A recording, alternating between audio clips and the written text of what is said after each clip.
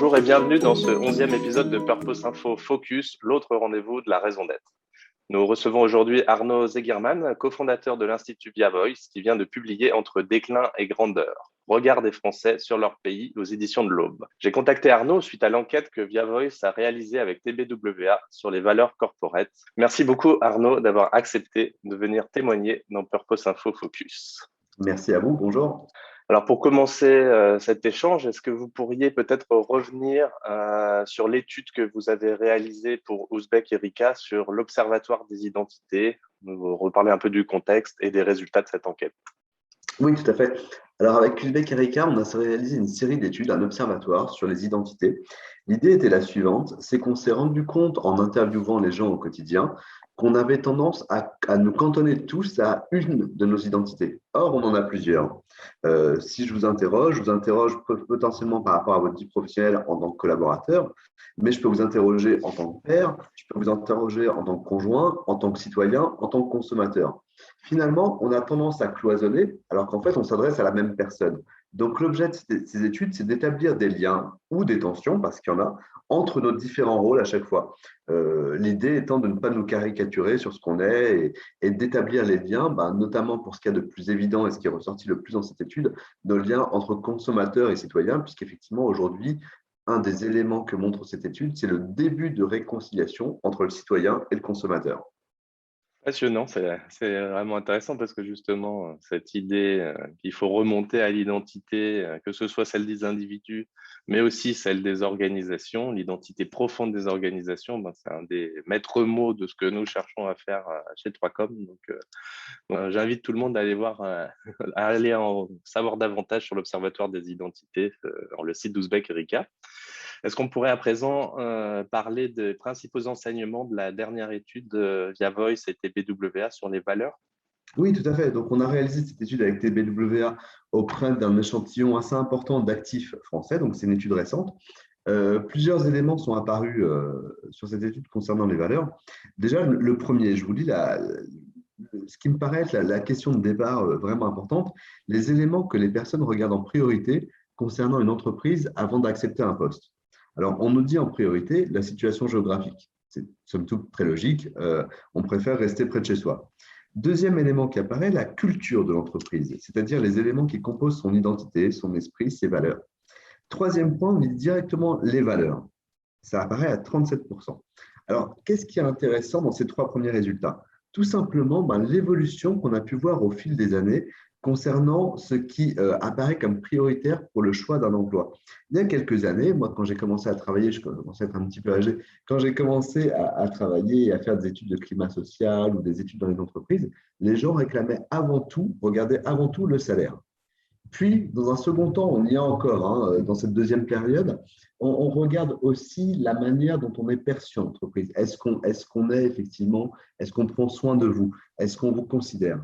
Mais aujourd'hui, il y a un troisième point qui apparaît donc en troisième position, mais quand même à un niveau très élevé parce que cet élément était très loin après, c'est les valeurs. Les valeurs, effectivement, ça signifie qu'on ne s'intéresse plus uniquement à notre expérience de collaborateur, mais aussi au sens que l'on va mettre dans son travail. Alors, c'est des éléments qui ne sont pas récents, ça s'est fait petit à petit au fil des dernières années, mais jusqu'à prendre une ampleur qui est assez inédite aujourd'hui. Donc, l'importance accordée à ces valeurs questionne l'entreprise justement sur ces valeurs, parce que toutes ne sont pas posées toutes ces questions systématiquement. Alors, si je continue les résultats, on a demandé aux actifs, est-ce que votre entreprise prône des valeurs? Et là, 65% déclarent oui.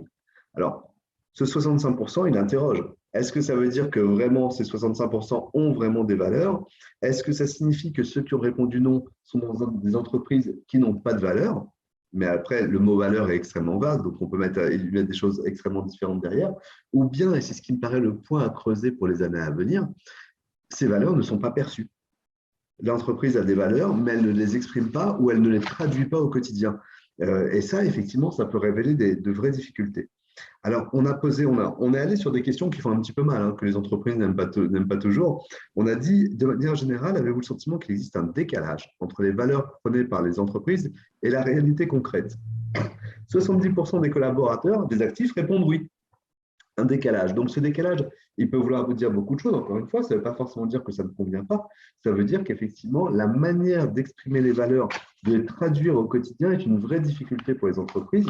Et nous, on le voit lorsqu'on travaille avec différentes entreprises qui se questionnent sur ces thématiques. Il y a la question, souvent on questionne cette question à l'affichage. Il ne faut pas la cantonner à l'affichage. Il y a la question de l'affichage, il y a la question de ce qu'on est, de son identité, mais à la manière de le traduire au quotidien, l'aptitude à faire vivre ces questions en interne. Alors, pour aller vraiment dans les questions qui font mal, je vous lis les trois suivantes. Avez-vous le sentiment que les valeurs de votre entreprise à vous sont en phase avec les vôtres? 77% des actifs répondent oui. Ça veut dire qu'il y en a quand même 23% qui disent non. Alors, est-ce que c'est beaucoup, pas beaucoup? Je ne suis pas juge de ça. Je dis simplement il y a 77% des actifs qui disent qu'ils sont en phase avec les valeurs, donc c'est très bien, c'est une belle majorité. J'incite juste à une certaine forme d'attention parce que vos 20% qui disent non, est-ce qu'ils sont en retrait de l'entreprise? Est-ce qu'ils se sentent en décalage? Est-ce qu'ils sont malheureux? Est-ce que ce sont des lanceurs d'alerte potentiels? Voilà, c'est autant de questions que ça soulève. On a aussi posé la question, est-ce que vous pourriez publiquement défendre les valeurs et le positionnement de votre entreprise? 70% des actifs, on pense, disent oui. Donc, ce qui est très intéressant, ça veut dire qu'effectivement, souvent les entreprises cantonnent la question des valeurs à leur direction générale et à leur direction de la communication. En fait, les collaborateurs, dès lors qu'ils connaissent ces valeurs, généralement, ils y souscrivent et ils sont prêts à les défendre publiquement. Donc ça, c'est quelque chose à la fois de très intéressant pour l'entreprise et pour les collaborateurs, parce qu'on sait que c'est un élément, effectivement, qui vous solidifie dans votre entreprise, qui vous donne, j'aime pas tellement notre fierté qui est peut-être exagérée, mais en tout cas, qui donne un sens à votre activité. Et enfin, troisième point, est-ce que votre entreprise traduit en acte les valeurs qu'elle entend défendre? Alors ça, les entreprises n'aiment pas du tout quand on pose cette question, et c'est ce que je raconte souvent. Je ne suis pas sûr que j'aurais vraiment envie de poser celle-ci dans la mienne. Mais bon, en tout cas, est-ce qu'elle les traduit en acte? 70% des actifs répondent oui. Alors là aussi, on peut se dire que c'est une majorité, c'est une très belle majorité. C'est un peu dommage de ne pas avoir 100 quand même, parce que si on fait des choses, pourquoi les gens ne le voient pas? Pourquoi ils ne le perçoivent pas? Alors, il y a effectivement, c'est très facile à dire, hein, c'est plus facile à montrer au sein d'une entreprise où tout le monde est regroupé au sein du même siège, où tout le monde fait les mêmes métiers. Dès lors qu'il y a de l'éparpillement, c'est toujours plus délicat. Mais là aussi, les 30% qui disent qu'elle ne traduit pas en acte, est-ce que ce sont des gens qui sont en retrait? Est-ce que ce sont des gens qui sont là encore potentiellement des lanceurs d'alerte? C'est quelque chose qui peut être dangereux et il faut faire attention à ça. Et enfin, la dernière question qui me paraît importante liée à cette question de valeur, on a vraiment essayé de mettre le stéthoscope à différents endroits hein, des entreprises, jusqu'à poser cette question qui fait vraiment très mal et qui me semble être le point crucial des questions qu'on doit poser quand on s'intéresse aux entreprises. Avez-vous le sentiment que là où vous travaillez aujourd'hui, les intérêts des dirigeants et des salariés vont dans la même direction? Et là, on a un 50-50. Ça veut dire qu'effectivement, quelles que soient les valeurs que vous prenez dans votre entreprise, quelles que soient les thématiques que vous allez défendre, si vous avez le sentiment que vos intérêts ne sont pas convergents avec votre direction, ça va être un petit peu compliqué d'être pleinement intégré à long terme dans votre entreprise. Le sentiment de divergence ou d'antagonisme, c'est jamais quelque chose de très bon. On peut se sentir très vite tiraillé et ce tiraillement peut conduire à des ruptures, voire, encore une fois, j'ai déjà évoqué la thématique des lanceurs d'alerte, mais qui me paraît être une vraie thématique aujourd'hui. Donc, c'est à la fois très bien d'avoir des lanceurs d'alerte parce que ça peut effectivement permettre de pousser les entreprises à, j'allais dire, être transparentes. La transparence, ça peut être dangereuse, mais en tout cas, être cohérente.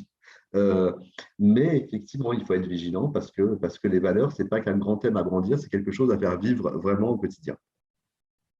Et c'est là qu'est toute la complexité, justement. Ça me replonge dans toutes les questions qu'on se posait avec un des précurseurs en France sur ces sujets, Thierry Welloff, avec qui j'ai eu la chance de travailler au début des années 2000, sur un observatoire des valeurs déjà à l'époque, sur le besoin de formalisation et d'accompagnement de cette formalisation des valeurs par des actes, comme vous l'avez extrêmement bien expliqué.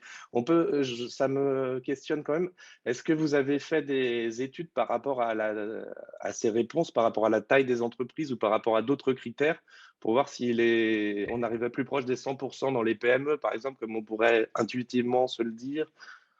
Alors, vous avez raison, effectivement, dans les plus petites entreprises, les résultats sont meilleurs. Mais encore une fois, est-ce que c'est lié à une question de taille ou à une question de communication, c'est sûr que la communication interne est plus simple dans une petite entreprise. Donc, les résultats sont plutôt meilleurs. Après, effectivement, il y a aussi d'autres facteurs à prendre en compte et je pense notamment aux métiers. Au-delà de la taille, je pense qu'une entreprise qui a différents métiers et peut avoir du mal à exprimer certaines valeurs par rapport à certaines fonctions support, parfois, ce qu'on peut voir. Donc, c'est important, et encore une fois, je parlais de traduction tout à l'heure, je pense que c'est important pour l'entreprise, mais c'est un travail extrêmement complexe, hein, de montrer comment ces valeurs se traduisent en interne au sein des différents métiers et des strates de l'entreprise. Mais encore une fois, c'est très, très facile de dire ça. C'est un boulot qui prend des années. Bien sûr, mais peut-être que cet alignement culturel n'est possible que si on évite les conflits politiques qui parfois entre la DRH, la direction de la communication, qui va d'un côté on a la marque employeur, de l'autre les valeurs corporate, et des fois même sur le site internet on voit des soucis de cohérence dans les groupes qui affichent pour recruter des valeurs qui n'ont rien à voir avec celles des valeurs corporate du groupe. Et là, Tout à fait. quand on constate ça, c'est assez inquiétant. Pour conclure, pour réussir l'alignement et éviter ce décalage perçu entre affichage et réalité, vous insistez notamment sur l'importance de l'interne. Les entreprises sont toujours plus nombreuses à parler de co-construction, on l'a vu avec la raison d'être, notamment depuis la loi Pacte. Est-ce que faire participer les salariés à l'élaboration suffit, selon vous, à garantir l'authenticité du résultat de la démarche?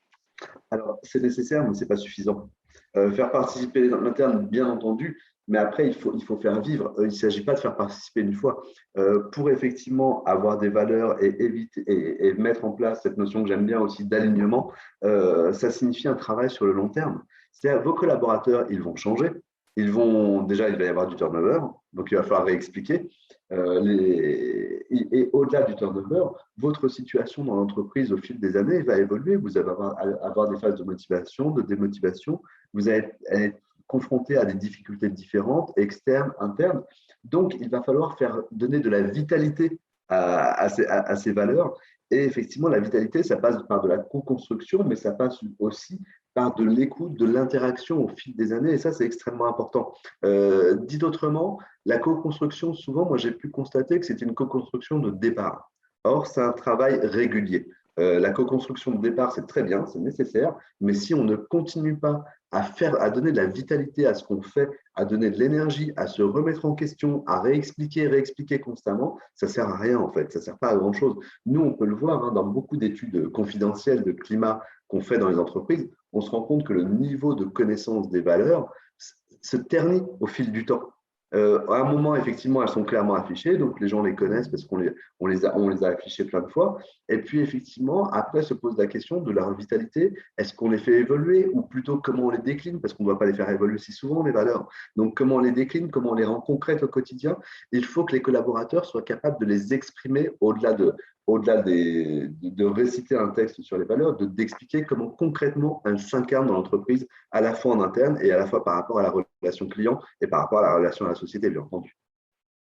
Exactement, sans aller jusqu'à avoir des KPI ultra précis dans tous les domaines de toutes les valeurs, avoir au moins des indicateurs et des objectifs, ça paraît être le nécessaire sur lequel les employés doivent se raccrocher.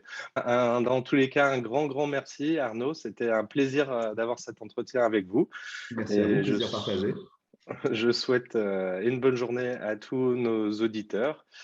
Rendez-vous la semaine prochaine pour le prochain épisode de Purpose Info Focus. On aura un focus sur les experts comptables, le point de vue des experts comptables sur les organismes tiers indépendants dans la société à mission notamment. Bonne journée.